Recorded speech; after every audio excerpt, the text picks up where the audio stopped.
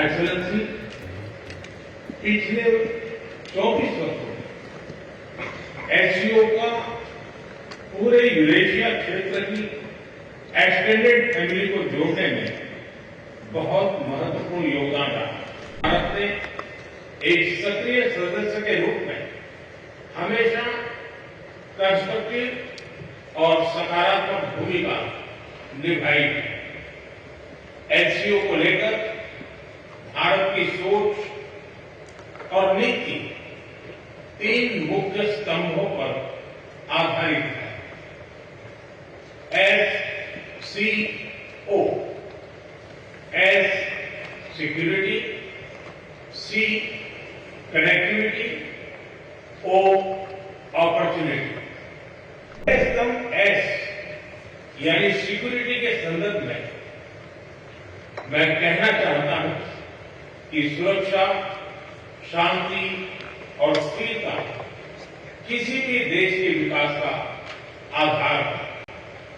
किंतु इस मार्ग में आतंकवाद, अलगाववाद और अतिवाद बड़ी चुनौतियां हैं। आतंकवाद सिर्फ किसी देश की सुरक्षा ही नहीं, बल्कि पूरी मानवता के लिए एक साझा चुनौती है। कोई देश, कोई समाज, कोई नागरिक अपने आप को इससे सुरक्षित नहीं समझ सकता। इसलिए आतंकवाद से लड़ाई में भारत ने एकजुटता पर बल दिया। इसमें एससीओ रेट्स की बहुत महत्वपूर्ण भूमिका रही। इस वर्ष भारत ने जॉइंट इंफॉर्मेशन ऑपरेशन को लीड करते हुए अल कायदा और इससे जुड़े आतंकी संगठनों से लड़ने का इनिशिएटिव किया। हमने रेडिकलाइजेशन के विरुद्ध समन्वय बढ़ाने और मिलकर कदम उठाने का भी प्रस्ताव रखा। टेरर फाइनेंसिंग के खिलाफ आवाज उठाई। इसमें मिले समर्थन के लिए मैं आभार व्यक्त करता हूं। हमें मिलकर आतंकवाद का हर रंग में, हर रूप में विरोध करना होगा। ये मानवता के प्रति हमारा दायित्व है। निर्मम आतंकवाद का दंश झेल रहा है। कितनी ही माताओं ने अपने बच्चे खोए और कितने बच्चे अनाथ हो गए। हाल ही में हमने पहलगाम में टेररिज्म का बहुत ही घिनौना रूप देखा। इस दुख की घड़ी में जो मित्र देश हमारे साथ खड़े रहे, मैं उनका आभार व्यक्त करता हूं। यह हमला केवल भारत की अंतरात्मा पर ही आघात नहीं था, यह मानवता में विश्वास रखने वाले हर देश, हर व्यक्ति को खुली चुनौती थी। ऐसे में प्रश्न उठना स्वाभाविक है, क्या कुछ देशों द्वारा आतंकवाद का खुलेआम समर्थन हमें स्वीकार्य हो सकता है?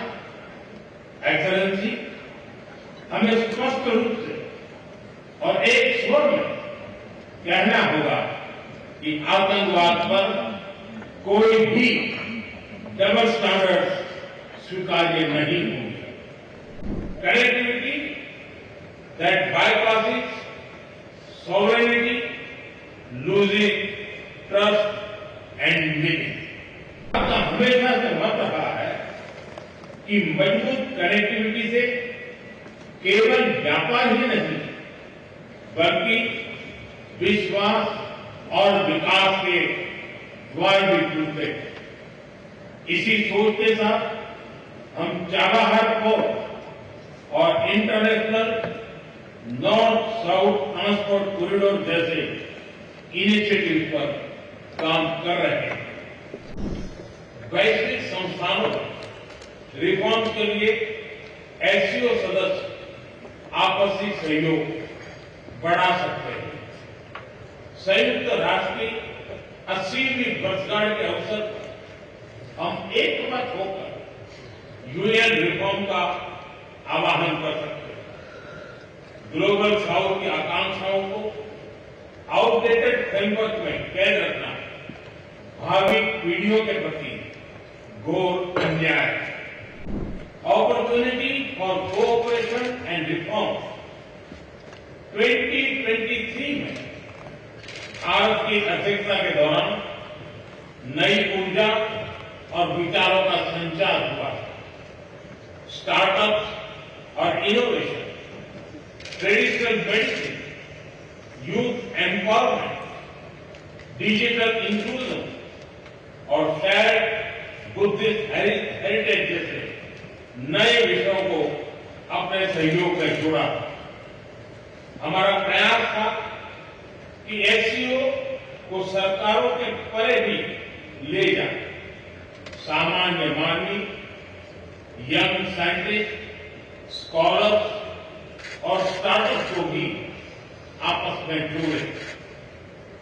हमारे पीपल टू पीपल टाइम को दृढ़ता देने के लिए मैं आज एक और सुझाव रखना चाहूंगा। एससीओ के अंतर्गत एक सिविलाइजेशन डायलॉग फोरम बनाया है।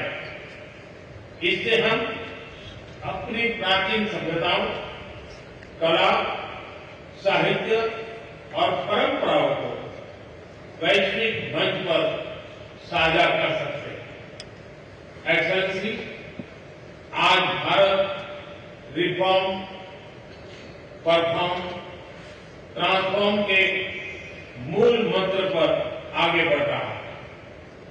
कोविड हो या वैश्विक आर्थिक अस्थिरता, हमने हर चुनौती को अवसर में बदलने का प्रयास किया है। हम लगातार वाइड रेंजिंग रिफॉर्म पर काम कर रहे हैं।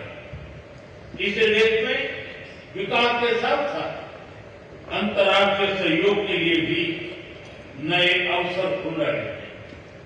मैं आप सभी को भारत की विकास यात्रा से जुड़ने के लिए आमंत्रित करता हूं। एक्सेलेंसी, यह खुशी की बात है कि एससीओ भी समय के अनुरूप इवॉल्व हो रहा है। ऑर्गेनाइज्ड क्राइम, ड्रग ट्रैफिकिंग और साइबर सिक्योरिटी जैसे समकालीन चुनौतियों से निपटने के लिए 4 नए केंद्र बनाए जा रहे हैं। हम इस रिफॉर्म ओरिएंटेड माइंडसेट का स्वागत करते हैं। ग्लोबल साउथ की आकांक्षाओं को आउटडेटेड फ्रेमवर्क में कैद रखना भावी पीढ़ियों के प्रति घोर अन्याय है। नई पीढ़ी के बहुरंगी सपनों को हम पुराने जमाने की ब्लैक एंड व्हाइट स्क्रीन पर नहीं दिखा सकते। स्क्रीन बदलनी ही होगी। एचसीओ मल्टीलेटरलिज्म और इंक्लूसिव वर्ल्ड ऑर्डर का मार्गदर्शक बन सकता है। आपसे मिलकर बहुत खुशी हो रही है और मैं हमेशा अनुभव करता हूं कि आपको मिलना मतलब एक यादगार मीटिंग भी होती है। बहुत सी चीजों की जानकारियों का आदान प्रदान करने का अवसर मिलता है। हम लगातार संपर्क में रहे हैं।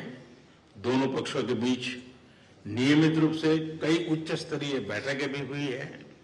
इस वर्ष दिसंबर में हमारी 23वीं समिट के लिए 140 करोड़ भारतीय उत्सुकता पूर्वक आपका इंतजार कर रहे हैं।